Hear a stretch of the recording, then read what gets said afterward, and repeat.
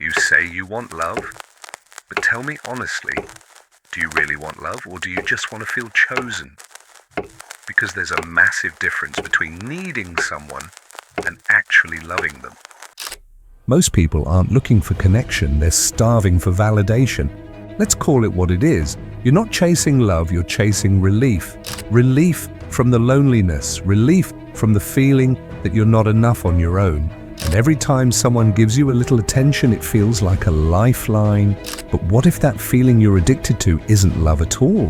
What if it's just the temporary silence of your own self-doubt? Stay with me, because by the end of this video, you might realize that what you've been calling love has actually been something else entirely.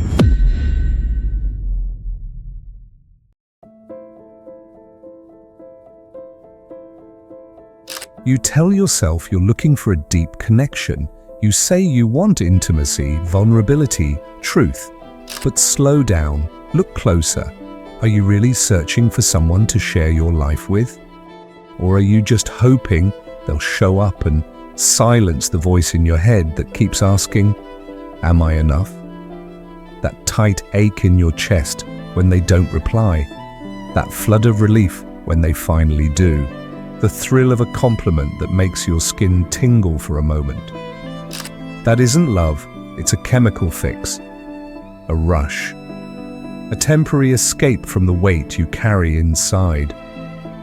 What you're chasing isn't connection, it's validation. You want someone's attention to bandage your self-doubt, someone's affection to drown out the fear that you might be unlovable without it. But here's the harsh truth, love isn't supposed to feel like a drug. If you're crashing every time they pull away, that's not romance, it's withdrawal. And it's not passion, it's dependency. You're not in love with them. You're in love with the version of yourself you think you become when they choose you. But what if you didn't need to be chosen to feel whole? What if being seen wasn't a condition for your peace? That question alone might be the start of everything you've actually been looking for. We live in a world where validation feels like love. A heart emoji can feel like a hug. A fire reaction, like someone finally noticing you. A swipe right, a tiny explosion of hope. But in chasing these moments, we've started confusing attention with intimacy. And in that world, real connection quietly fades into the background. Because real love doesn't shout. It doesn't flood your phone with dopamine. It doesn't promise a constant high. It's patient, it's steady, it's often quiet and sometimes boring, but it's real. We've been sold a different version. A version where love is supposed to feel like a spotlight. Like applause, like someone finally seeing you and making you feel enough. So when someone doesn't praise you every day, or when the excitement settles into stillness, you panic. You think the spark's gone. You think they're not the one. But maybe the truth is harder to face. Maybe you're not looking for love. Maybe you're looking for someone to prove you matter. Because if your sense of worth needs someone else to confirm it daily, that's not love. It's dependency wearing a pretty mask. And the danger? You'll keep mistaking intensity for connection and performance for love, never realizing you're stuck in a loop that can't fulfill you. Not really. Think about it. Why do you fall so fast, so hard over the smallest gesture? One kind word from the right person, and suddenly it feels like you can breathe again. Like someone just reached inside and flipped a switch. But it's not love you're chasing, it's relief. Relief from the weight you carry, the ache you've learned to live with. You're not trying to connect, you're trying to heal. Their attention doesn't just feel nice, it feels necessary. Because deep down, you're hoping it'll drown out that voice inside, the one whispering that you're not enough, that you've never really been.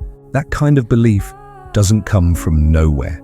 Maybe it started when you were young, when someone who was supposed to show up didn't, when love became a performance, when being chosen meant being quiet, being useful, being what they wanted. And now, all these years later, that same script keeps playing out, only now it's dressed up as romance.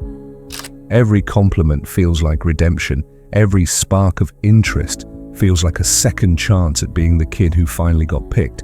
But the danger is this: if your worth depends on someone choosing you, then every time they leave, they take you with them. And that's a burden no heart can carry for long. Most of us were taught, without anyone ever saying it out loud, that love isn't something you just receive. It's something you earn. You had to be the good kid, the quiet one, the overachiever.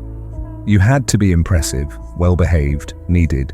And when you weren't, when you were messy, emotional, or just ordinary, the love felt smaller, colder, or it vanished altogether. So you learned to perform, to trade pieces of yourself for affection. And that belief didn't disappear just because you grew up. You carried it with you into every relationship. That unspoken rule: if I'm not enough, I won't be loved. So now, when someone enters your life, you don't just want to love them, you need them to validate you. You give too much too soon. You mold yourself into what you think they want. Not because you're desperate, but because you were trained to survive that way. You're not searching for a partner. Deep down, you're searching for the parent you never had, the one who sees you and stays. But here's where it shifts. It may not be your fault that you learned love meant sacrifice, but it is your responsibility to unlearn it. Because the child in you still believes they have to prove their worth, but the adult in you has the power to say, enough. When you confuse love with validation, every relationship starts to feel like a slot machine. One sweet text in the morning, and suddenly your whole day feels brighter. You're energized, hopeful, alive. But the moment they go silent, even for a few hours, everything crashes. You feel it in your chest, in your stomach, like the air's been knocked out of you. And that spiral? It's not because you're broken, it's because you've started treating someone else's attention like oxygen. You need it just to feel okay, just to feel like you exist. But here's the part no one talks about. No one, not even the most loving partner, can carry the weight of proving your worth every single day. That's not love, that's pressure. And pressure eventually pushes people away. They burn out, they pull back. And when they do, it confirms your deepest fear that something must be wrong with you. But the truth is, nothing's wrong with you. You're not too much. You're not needy. You're just using someone else's presence to patch a wound that was never theirs to heal. This isn't a love problem, it's a self-worth problem. And the moment you stop outsourcing your value is the moment you stop crashing when they step back. That's where real freedom begins. This isn't about blaming you, it's not about pointing fingers or making you feel ashamed for wanting to be loved. It's about waking you up, gently but firmly. Because if no one ever calls out the pattern, you'll keep running in circles. You'll keep mistaking the ache of loneliness for longing. You'll keep calling anxiety chemistry. You'll call fear of abandonment just being intense. And every time someone pulls away, it'll feel like a tragedy, when in reality, it's just the collapse of another illusion. You've been chasing people, hoping they'll reflect something back that makes you feel real. You've turned relationships into mirrors, desperate to see your worth in someone else's eyes. But mirrors break, they distort, they can't hold you. And the truth is, they were never meant to. What you need isn't someone to rescue you. What you need is a foundation, something solid inside yourself that doesn't shake every time someone leaves. Choosing yourself isn't just a self-help cliche, it's a radical, necessary shift. Because once you do, the need to be chosen dissolves. And in its place, a quiet power, a sense of self that doesn't depend on who texts back or who stays. Or that's when you stop performing and start living. That's when love finally becomes real. Real love isn't about being completed, it's about showing up already whole, scarred maybe, but whole, and offering that wholeness without demand, without desperation. It's not someone swooping in to fill your emptiness, it's someone who sees your fullness and respects it. It's not built on need, it's built on choice, and that difference changes everything. Love that lasts isn't loud, it doesn't scream for attention, it doesn't rely on grand gestures or constant reassurance. It's steady, quiet, often unnoticed by the world, but deeply felt by the people in it. It's the decision to stay, even when staying feels uncomfortable. It's the strength to choose the person, not because they make you feel enough, but because you already know you are. But that kind of love only comes when you've done the inner work, when you've stood alone and faced the mirror without flinching, when you've stopped trying to be someone worth loving and started being someone who loves themselves first. Until then, every relationship will feel like a rescue mission, and love will feel like survival. But once you build that foundation, once you stand on your own, you'll stop clinging, you'll stop performing, you'll finally start loving, not from emptiness, but from overflow. And that's when love becomes real. You don't have to keep proving you're worth loving. You don't have to keep proving you're worth loving. You don't have to twist yourself into shapes that don't even feel like you anymore. You don't have to stay quiet just to be liked, or make yourself smaller just to fit into someone else's idea of enough. That kind of love, the one where you're constantly hustling for your own worth, it isn't love, it's survival. A habit your nervous system picked up when love felt conditional. When being chosen meant being obedient, useful, perfect. And that's not a love story, it's an old wound playing dress up. And then the harder question, what would happen if I finally let it go? What if you no longer saw love as a prize, but as a mirror of how deeply you already accept yourself? What if love wasn't something you had to win, but something you had to allow? That shift changes everything, because once you stop begging for love, you start becoming someone who can finally receive it. No masks, no performances, just presence. That's where healing lives. That's where the real love begins. You were worthy before they saw you. That truth might be hard to believe at first, especially when the silence from someone you care about feels louder than 1,000 words. When the read receipt sits there like a verdict. When your heart waits for a response and your brain starts listing all the reasons it might not come. That's when the old story creeps in, the one that says, if they don't choose me, I must not be enough. But that's not the truth, that's a bruise repeating itself. Your worth has never been up for debate.